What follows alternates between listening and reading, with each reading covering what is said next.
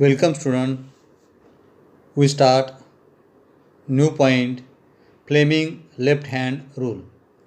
आज आपण या ठिकाणी नवीन घटक फ्लेमिंगचा डाव्या हाताचा नियम याच्याविषयी माहिती आपण घेणार आहोत.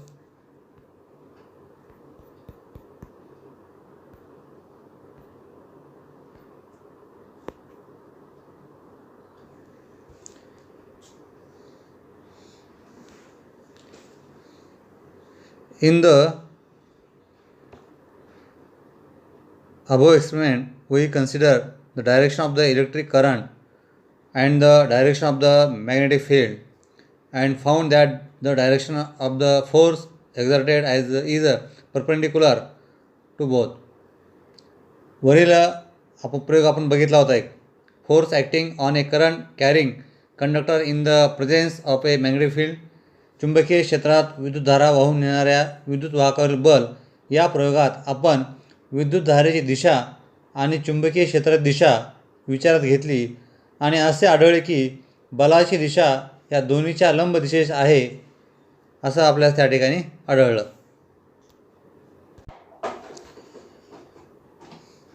There is a simple rule relating these three directions. This rule is called Fleming left hand rule. According to this rule, the left hand thumb, index finger and the middle finger are stretched so as to be perpendicular to each other. If the index finger is in the direction of the magnetic field and the middle finger points in the direction of the current, then the direction of the thumb is the direction of the force on the conductor. बघा या ठिकाणी या आपण आता सांगितलं की विद्युतधारेची दिशा, चुंबकीय क्षेत्राची दिशा आणि बलाची दिशा या तिन्हीच्या दिशा एका साध्या नियमात सुबद्ध करता येतात. या ठिकाणी त्या नियमाला फ्लेमिंगचा डाव्या हाताचा नियम असे म्हणतात.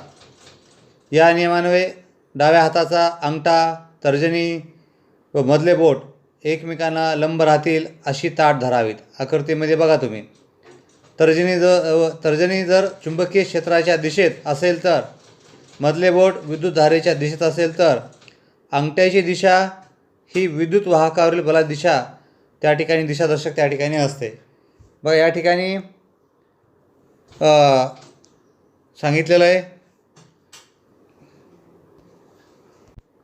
बघा या ठिकाणी या आकृतीमध्ये ही जी आकृती आहे या आकृतीमध्ये तुम्ही पाहू शकता.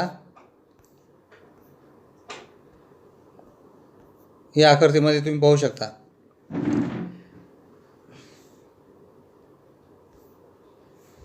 याच्यामध्ये बघा या आकृतीमध्ये डाव्या हाताचा अंगठा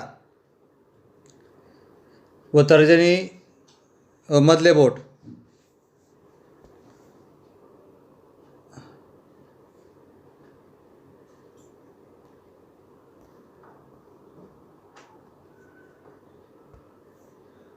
या ठिकाणी डाव्या हाताचा अंगठा, तर्जनी व हे मधले बोट एकमेकांना लंब राहतील. मग या ठिकाणी 90 अंश कोन झाला पाहिजे एकमेकाला अशी ताठ धरावीत. तर्जनी जर चुंबकीय क्षेत्राच्या दिशेत असेल तर, मधले बोट विद्युतधारेच्या दिशेत असेल तर, अंगठ्याची दिशा ही विद्युत वाहकावरील बलाची दिशादर्शक असते.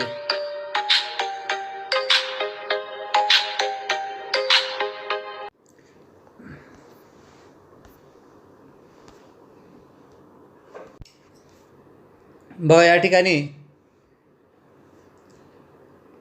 हे तिन्ही बोटं एकमेकाला लंब दिशेमध्ये असले पाहिजेत.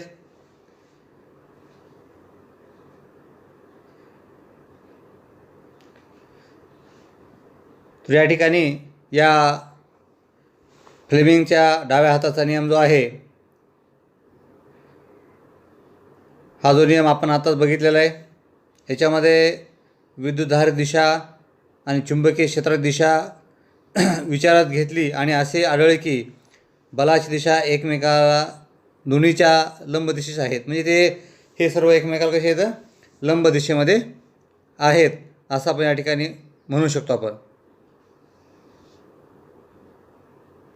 म्हणजे या ठिकाणी बलाची दिशा जी आहे, या ठिकाणी चुंबकीय क्षेत्र, विद्युतधारेची दिशा आणि बलाची दिशा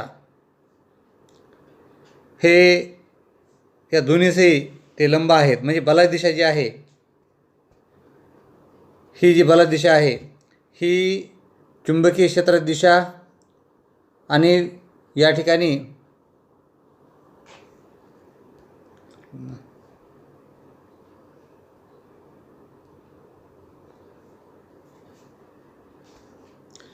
बघा, या ठिकाणी विद्युतधारेची दिशा ही, चुंबकीय क्षेत्राची दिशा ही, हे दोन्ही विचारात घेतले आपण की बलाची दिशा ही, या बलाची दिशा ही दोन्हीच्या लंब दिशेची आहे. म्हणजे या दोन्हीलाही बलाची दिशा कशी आहे, लंब आहे. याच्याविषयी एक छोटासा व्हिडिओ आपण या ठिकाणी पाहू आपण.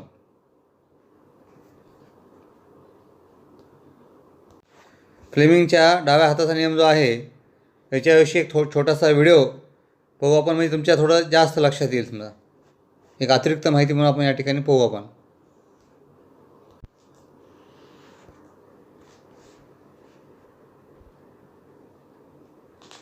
Hello everyone. Now we already know a current carrying conductor placed in a magnetic field experiences a force. Also, if the direction of magnetic field and the current are mutually perpendicular to each other, then the force acting on the conductor will be perpendicular to both, and that can be determined using the Fleming's left hand rule. A quick recap of the experiment we performed. When the aluminum rod was suspended from a rod using two connector wires and placed between a powerful horseshoe magnet in such a way that the aluminum rod lies between two poles, with north pole being vertically below the rod and the south pole being vertically above the aluminum rod, then on passing current through the aluminum rod kept in the magnetic field, the rod is displaced towards the left as it experienced a force. Now, you may wonder what happens if we reverse the direction of the current. If the direction of current is reversed, this we have done by reversing the connection of the cell. Then the rod would move in opposite direction. That is, it will move towards the right. Another question to think about: what happens if we reverse the direction of magnetic field? Now, we change the direction of field to vertically downwards by interchanging the position of the two poles of the magnet. That is, now the south pole is kept below the rod and the north pole is vertically above the rod. What do we see? When the current flows, the rod would move in opposite direction. That is, the rod is displaced towards the right. This shows that the direction of force on the conductor depends both on the direction of current and the direction of magnetic field. So remember, a current carrying conductor placed in a magnetic field experiences a force, and the direction of force is reversed when the direction of current through the conductor is reversed. Thus, the conductor gets displaced in opposite direction. Also, the direction of force is reversed when the direction of magnetic field is reversed, and thus the conductor gets displaced in opposite direction. So, we can say the direction of force on the conductor depends both on the direction of current and the direction of magnetic field.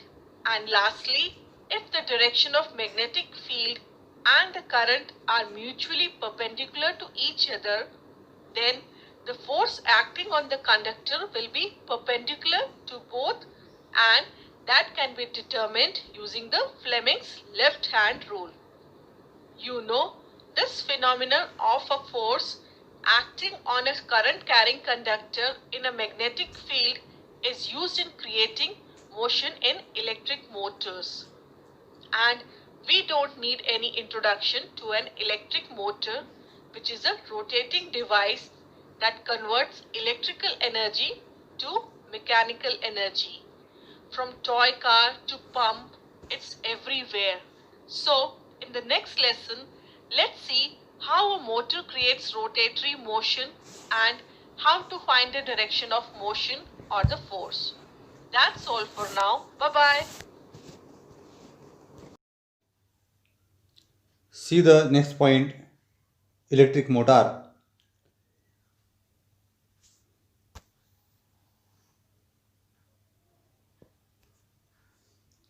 We know various form of energy.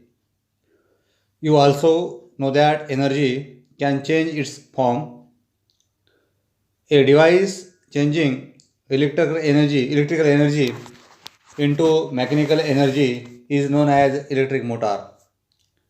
बघा, ऊर्जेची विविध रूपे तुम्हाला माहीत आहेत. ऊर्जेचं रूपांतर होऊ शकतं हे तुम्हाला ठाऊक आहे. म्हणजे एका रूपातून दुसऱ्या रूपामध्ये ऊर्जेचं स्थानांतरण रूपांतरण होत असतं. हे आपण पाठीमागच्या वर्गामध्ये याची माहिती आपण घेतलेली आहे.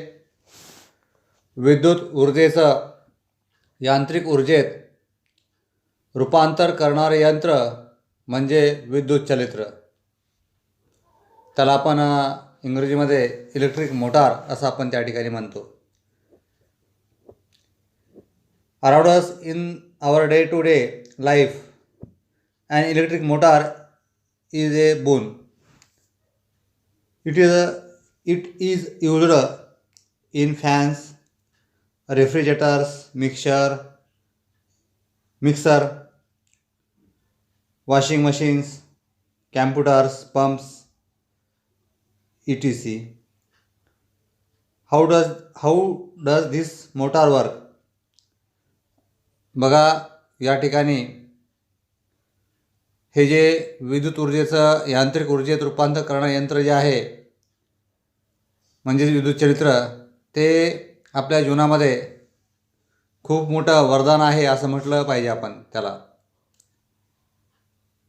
कारण याचा वापर आपण पंखे, शीतकपाटे, मिक्सर्स, धुलाई यंत्रे, संगणक, पंप यामध्ये केलेला असतोच. बघा, तुम्ही आपल्या टेबल फॅन असेल, सिलिंग फॅन असेल, रेफ्रिजरेटर जे आहे, मिक्सरमध्ये, वॉशिंग मशीनमध्ये, धुलाई यंत्रामध्ये, कॅम्प्युटरमध्ये, पुन्हा पाणी ओढायचे पंप असतो, विहिरीचा असेल, बोरचा असेल, नळाचा असेल, हे आपण इथं चित्रामध्ये पाहू शकतो. ही मोटार, पिठाची गिरणी असेल, त्याच्यामध्ये या मोटरचा वापर केला जातो. चित्रात दिसते मोटर आपल्याला ती. तर हे मोटार जी आहे, इलेक्ट्रिक मोटार म्हणजेच विद्युत चलित्र, याचं वर्किंग कसं आहे, काम हे कसं करतं हे आपण आता समजून घेऊ आपण.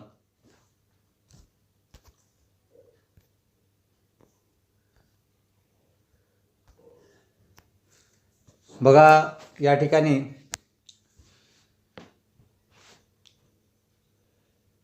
हे पार्ट इथं दाखवलेले आहेत. त्यामध्ये एक नॉर्थ आणि साऊथ या ठिकाणी मॅग्नेट आहेत पॉवरफुल. साऊथ पोल आणि नॉर्थ पोल असलेले दोन मॅग्नेट म्हणजे चुंबक या ठिकाणी आहेत. पुन्हा या ठिकाणी ॲक्सेल आहे, वायर आहे, स्प्लिट रिंग आहे, कार्बन ब्रश आहेत आणि तारेचं वेटोळं ABCD असं त्या ठिकाणी आहे.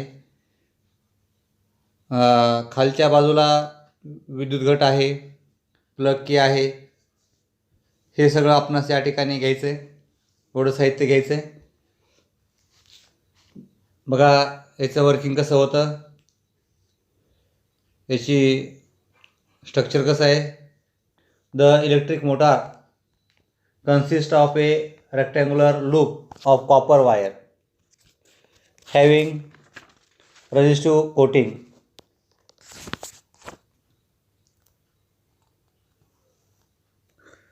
बघा या ठिकाणी विद्युत चलित्रामध्ये विद्युतरोधक आवरण असलेल्या तांब्याच्या तारेचं एक आयताकृती कुंडल असतं. हे ABCD हे आयताकृती कुंडल आहे तांब्याच्या तारेचं. I shown in figure on a mobile screen. हे तुम्ही मोबाईलच्या स्क्रीनवर त्याला पाहू शकता तुम्ही.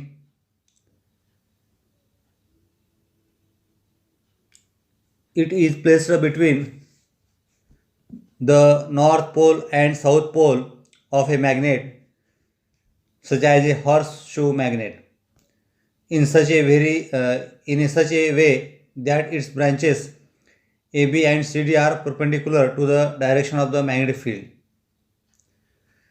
बघा या ठिकाणी हे जे चुंबक आहे, हे कुंडल जे आहे आयताकृती, हे नलाकृती चुंबकाच्या आकाराचं उत्तर व दक्षिण ध्रुवाच्या आकृतीत दर्शवल्याप्रमाणे अशा रीतीने ठेवलेले असते की त्याच्या AB आणि CD या शाखा चुंबकीय क्षेत्राच्या दिशेला लंब दिसत असतील.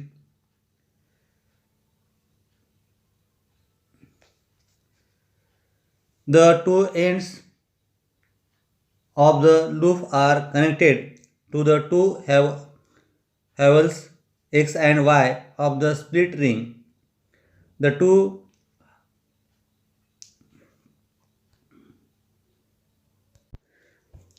two ends of the loop are connected to the two holes X and Y of the split ring.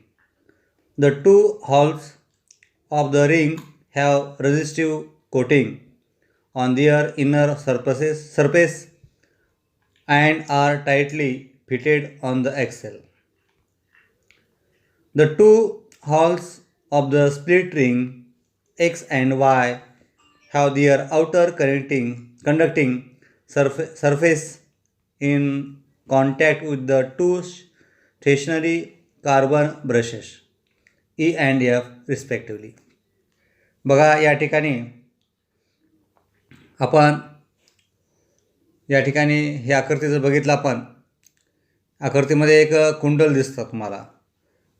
ते उत्तर व दक्षिण ध्रुवाच्या मध्ये आकृती दर्शवल्याप्रमाणे अशा रीतीनं ठेवलेले असते की त्याच्या AB आणि CD या शाखा AB आणि CD या शाखा चुंबकीय क्षेत्राच्या दिशेला लंब दिसत असतील. कुंडलाची दोन टोके X व Y या ठिकाणी दुबगलेलं रिंग दिसते. बघा या ठिकाणी बघा हे दुबगलेली रिंग म्हणजे तुटलेली रिंग त्या ठिकाणी तुम्हाला दिसते. कड्याच्या या दोन अर्धभागाच्या आतील पृष्ठभागावर विद्युत रोधक आवरण असते.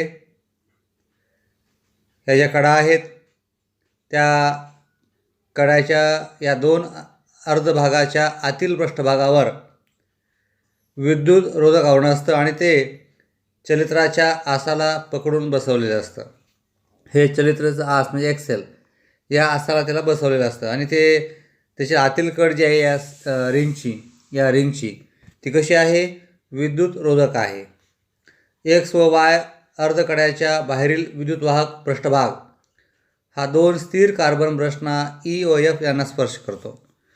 बघा या ठिकाणी हे बारीक जे आहे हे या ठिकाणी हे काय तर विद्युत ब्रश आहेत कार्बनचे आणि त्याला ती वायर त्या ठिकाणी जोडलेली आहे दुसरी विद्युत घटाची. EF हे जे ब्रश आहेत त्यांचं नाव या ठिकाणी दिले EF हे ब्रश आहेत.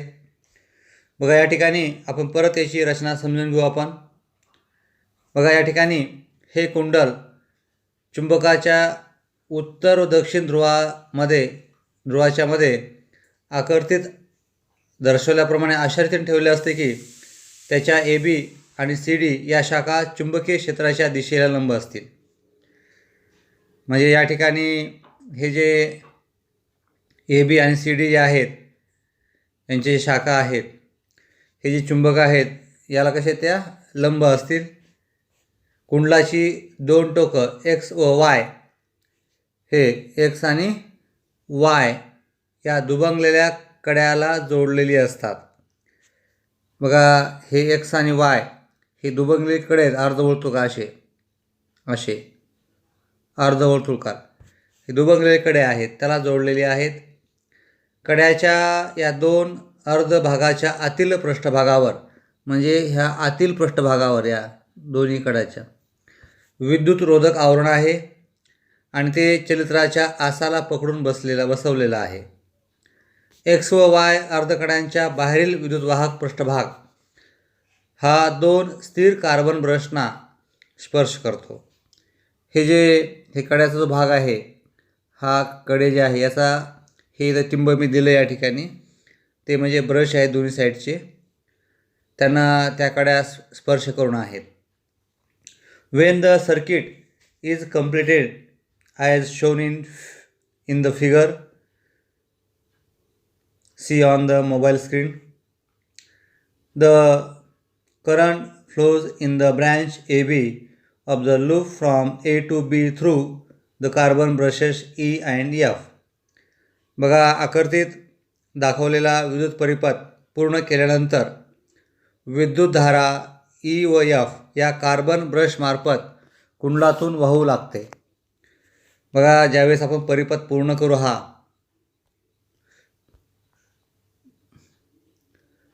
परिपथ ज्यावेळेस पूर्ण करू त्या परिपथातून विद्युत काय होते त्या ठिकाणी वाहू लागते.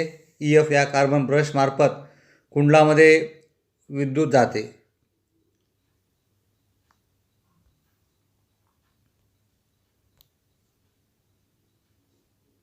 या ठिकाणी इथून याच्यातून विद्युत काय होते जाते पुढे.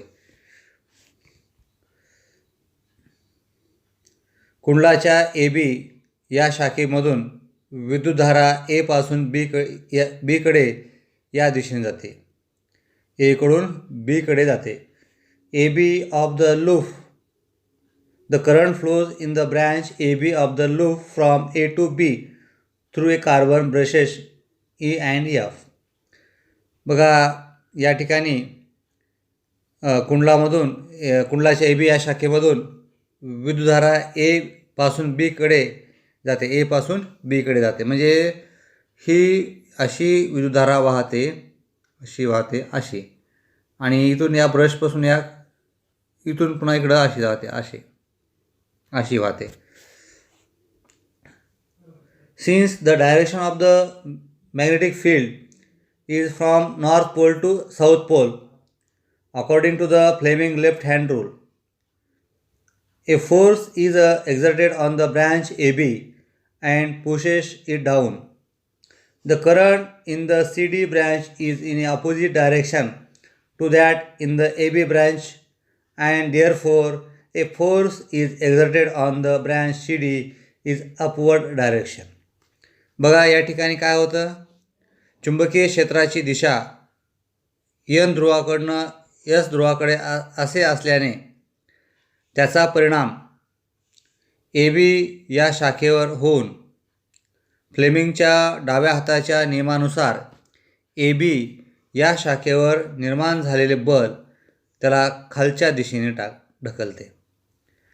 म्हणजे या ठिकाणी काय होतं, चुंबकीय क्षेत्राची दिशा एन ध्रुवाकडनं एस ध्रुवाकडे असल्याने त्याचा परिणाम ए बी या शाखेवर होऊन फ्लेमिंगच्या डाव्या हाताच्या नियमानुसार ए बीच्या शाखेवर निर्माण झालेले बल त्याला खालील दिशेने ढकलते.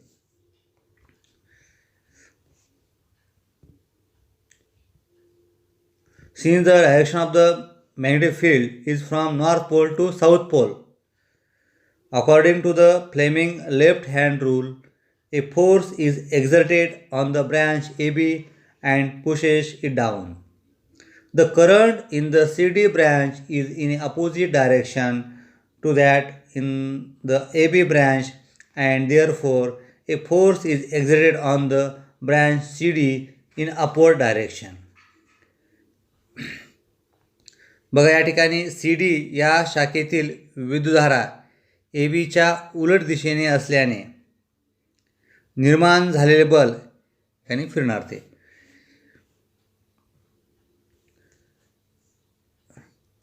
अशा रीतीनं thus the loop and the axle start rotating in a anti-clockwise direction. After half rotation, the two halves of the split ring X and Y come in contact with the carbon brush F and E respectively. बघा या ठिकाणी काय होतं,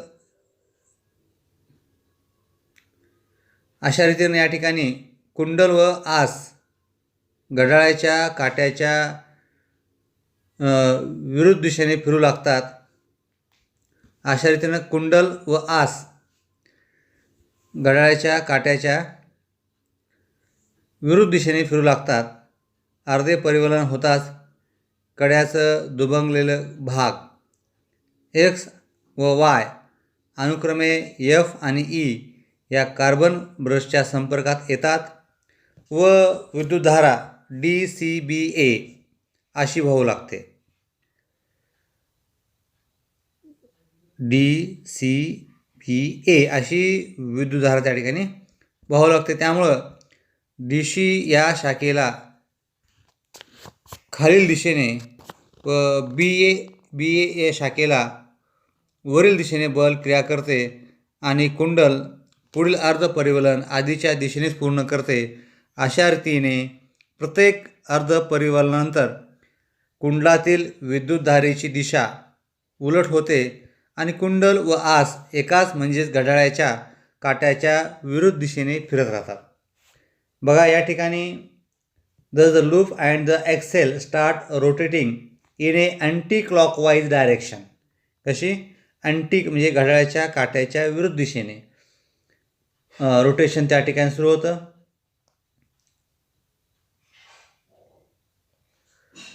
after the half rotation the two holes of the split ring X and Y come into contact with the carbon brush F and E respectively, and the current in a loop start flowing in the direction DCBA. बघा या ठिकाणी विद्युतधारा जी आहे ज्यावेळेस हे brush ज्यावेळेस त्या संपर्कात येतात तेव्हा विद्युतधारा DCB अशी वाहू लागते. Therefore, a force is exerted on the branch DC in downward direction and on the branch BA in the upward direction. बघा त्या ठिकाणी काय होतं, DC त्यामुळं DC या शाखेवरील खालील दिशेने व BA या शाखेवरील दिशेने बल क्रिया करते आणि त्या ठिकाणी हे जे आहे and the loop continues to rotate in the anti-clockwise direction. आणि त्या ठिकाणी कुंडल जे आहे पुढील अर्ध परिवलन जे आहे आधीच्या दिशेत पूर्ण करते. Thus the current in the loop is reversed after each half rotation and the loop and the axle continue to the rotate in the anti-clockwise direction. बघा नंतर काय होतं त्या ठिकाणी अशा रीतीने प्रत्येक अर्ध परिवलनानंतर कुंडलातील विद्युतधारेची दिशा उलट होते आणि कुंडल व आस एकाच म्हणजे घड्याळाच्या काट्याच्या विरुद्ध दिशेने फिरत राहतात. Commercial motors run on the same principle but practical changes are made in their construction. You will learn that later. बघा व्यावसायिक चरित्र जे आहेत, चरित्र म्हणजे मोटार, या तत्वावर चालतात, मात्र त्यांच्या रचनेत व्यावहारिक बदल केलेले असतात. हे तुम्ही पुढे शिकताल. तर याच्याविषयी एक छोटासा व्हिडिओ आपण या ठिकाणी पाहू आपण, त्यामुळे तुम्हाला थोडं जास्त माहिती होईल. जैसे ही मैं इस स्विच को ऑन करता हूं वैसे ही एक करंट फ्लो करना चालू कर देती है और ये फैन ये स्पिन करने लगता है. तो इसके अंदर होता है एक डिवाइस जो कि इलेक्ट्रिसिटी को कन्वर्ट कर सकता है रोटेशन मोशन में, और इसे हम बुलाते हैं इलेक्ट्रिक मोटर. और इसका इस्तेमाल हम काफ़ी जगह करते हैं, वॉशिंग मशीन में, ड्रिलिंग मशीन में, यहाँ तक कि इलेक्ट्रिक कार में भी. लेकिन यार बड़ा सवाल ये है कि देखो करंट तो होता है फ्लो ऑफ इलेक्ट्रॉन्स, तो यार ये छोटे छोटे इलेक्ट्रॉन्स ये इस बड़े से पंखे को स्पिन कैसे कर पा रहे हैं? तो असल में सीक्रेट होता है मैग्नेट्स का. देखो पिछले वीडियो में हमने देख रखा है कि अगर हम एक करंट कैरिंग कंडक्टर को एक मैग्नेटिक फील्ड में डालें तो ये एक पुश महसूस करेगी, एक फोर्स फील करेगी. अब इलेक्ट्रिक मोटर्स ये इसी फोर्स का इस्तेमाल करके करंट कैरिंग कंडक्टर को स्पिन करवाते हैं. आओ देखते हैं कैसे. तो इसके लिए मैंने ले लिया है कुछ मैग्नेट्स को जिनके कारण की होने वाला है मैग्नेटिक फील्ड, और अगर इसमें हम डालेंगे एक करंट कैरिंग वायर को तो वो एक फोर्स को एक्सपीरियंस करने वाला है. अब देखो वैसे इस केस में मैं एक सिंगल करंट कैरिंग वायर के बजाय एक रेक्टेंगुलर करंट कैरिंग लूप का इस्तेमाल करने वाला हूं, जो कि कुछ ऐसा दिखेगा रेक्टेंगल के शेप में. वैसे तो मैं किसी भी शेप का इस्तेमाल कर सकता था, लेकिन रेक्टेंगुलर लूप को समझना ये थोड़ा आसान पड़ जाता है. अब हाँ, वैसे तुम्हारे दिमाग में एक सवाल उठ रहा होगा कि राम यहाँ पे एक सिंगल करंट कैरिंग वायर के बजाय तुमने रेक्टेंगुलर लूप का इस्तेमाल क्यों किया है? तो देखो ये तुम्हें क्लियर हो जाएगा थोड़े ही देर बाद, अभी के लिए तुम घबराना मत. और हाँ, यहाँ पे ये सर्किट कंप्लीट भी होना चाहिए था. यहाँ पे एक बैटरी होती पोटेंशियल डिफरेंस के लिए, और कुछ वायर्स होती जिससे करंट जाए और फिर करंट आए बैटरी में, लेकिन मैंने उसे दिखा नहीं रखा है, ये मैं तुम्हें बाद में दिखाने वाला हूँ. तो देखो इस रेक्टेंगुलर लूप की हर एक साइड ये एक करंट कैरिंग कंडक्टर की तरह बिहेव करेगी जो कि मैग्नेटिक फील्ड में रखी हुई हो. जैसे कि ये वाली साइड को ले लो, ये करंट कैरी कर रही है और ये मैग्नेटिक फील्ड में है. सिमिलरली ये वाली भी मैग्नेटिक फील्ड में है और ये वाली साइड भी मैग्नेटिक फील्ड में है. यानी कि इन सब पे अलग अलग फोर्स लगने वाला है, और हो सकता है कि इसके कारण ये लूप ये रोटेट करना चालू कर दे. आओ देखते हैं. अब ये लूप कैसे मूव करेगा ये पता लगाने के लिए तो मुझे हर साइड पे लगने वाले फोर्स की डायरेक्शन का पता लगाना पड़ेगा, और इसके लिए हम इस्तेमाल करने वाले हैं फ्लेमिंग के लेफ्ट हैंड रूल का, जो कि कहता है कि अपने लेफ्ट हैंड की तीनों उंगलियों को कुछ ऐसे खोलना कि ये एक दूसरे के परपेंडिकुलर हो. तो उसके बाद थंब तुम्हें फोर्स की डायरेक्शन बताएगी, फोर फिंगर मैग्नेटिक फील्ड की डायरेक्शन बताएगी, और मिडिल फिंगर ये करंट की डायरेक्शन बताएगी, FBI.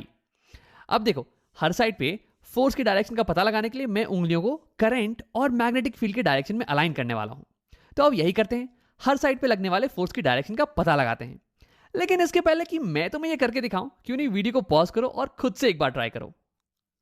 अब अगर तुमने ट्राई कर लिया तो देखते हैं. सबसे पहले इस पिंक वायर पे लगने वाले फोर्स का पता लगाते हैं.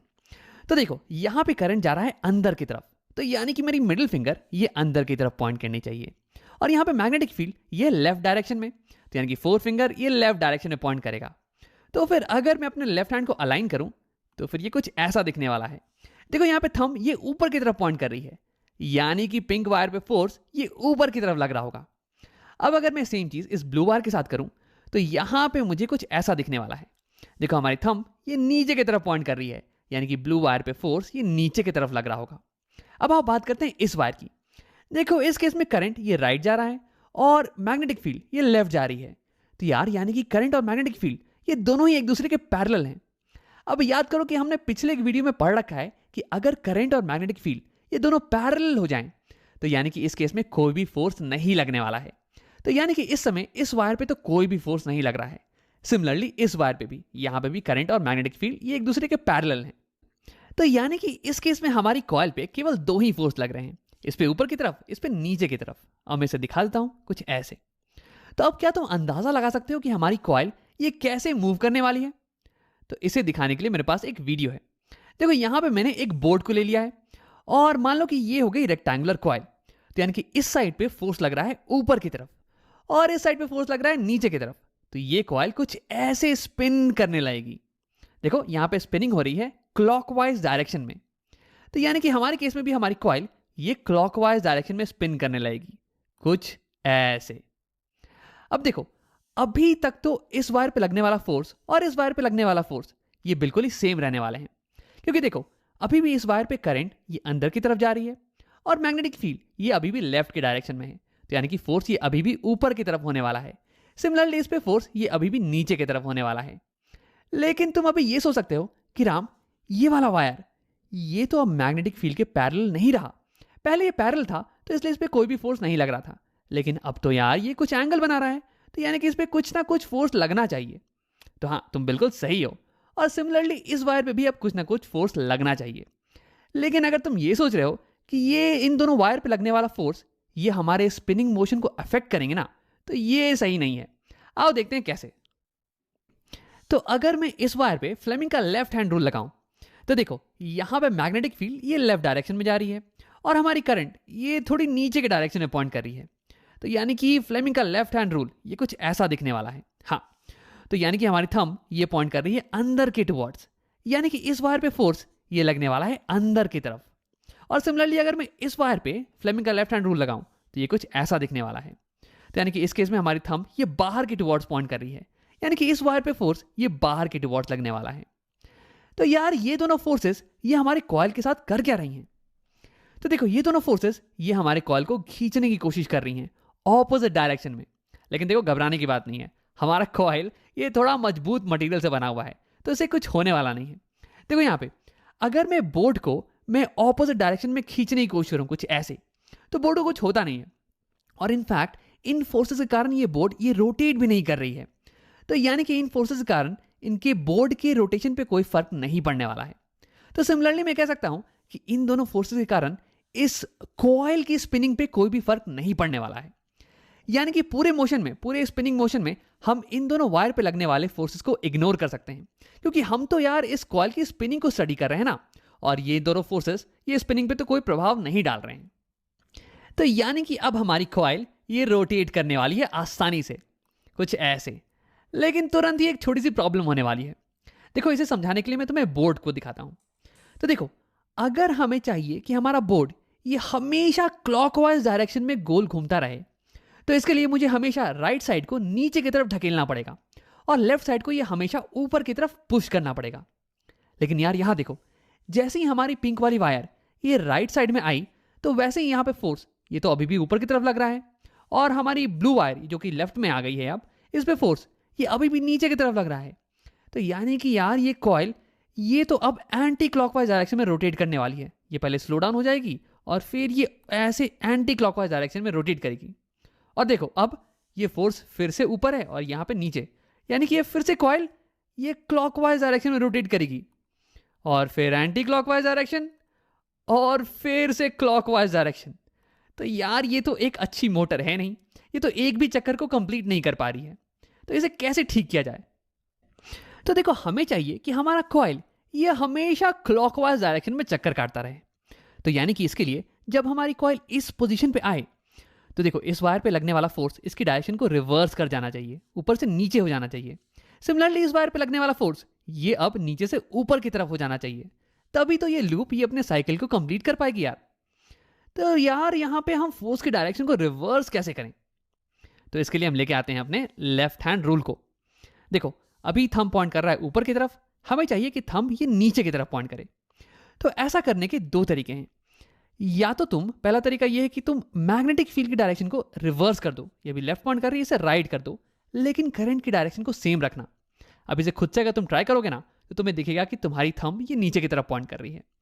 लेकिन यार इसे कर पाना प्रैक्टिकल लाइफ में ये थोड़ा मुश्किल पड़ता है। हमें मैग्नेटिक फील्ड की डायरेक्शन को रिवर्स करने के लिए ये मैग्नेटिक पोल्स को रिवर्स करना पड़ेगा। अब यार ये थोड़ा सा पेचीदा हो जाता है, तो इसे हम नहीं करने वाले हैं।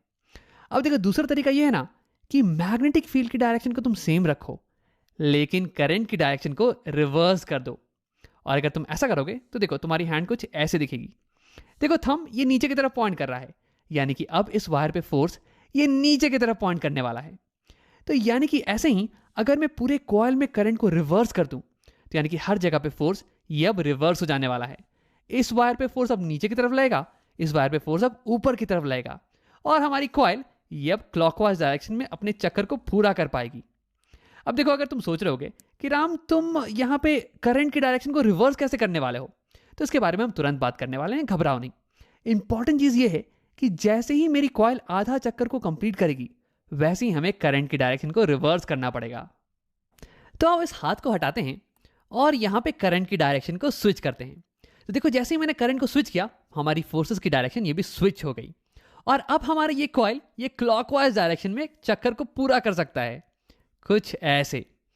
लेकिन देखो, जैसे ही ये वाली पोजीशन आएगी, ये ब्लू वाला वायर राइट में और पिंक वाली वायर लेफ्ट में, तो हमारे फोर्सेस ये अब ऑपोजिट डायरेक्शन में पॉइंट कर रहे हैं।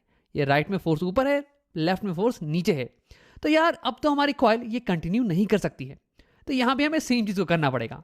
हमें यहाँ पे करंट को फिर से स्विच करेंगे और हमारे फोर्सेस ये स्विच हो जाने वाले हैं और फिर हमारी कॉइल ये कंटिन्यू करने वाली है रोटेट करना।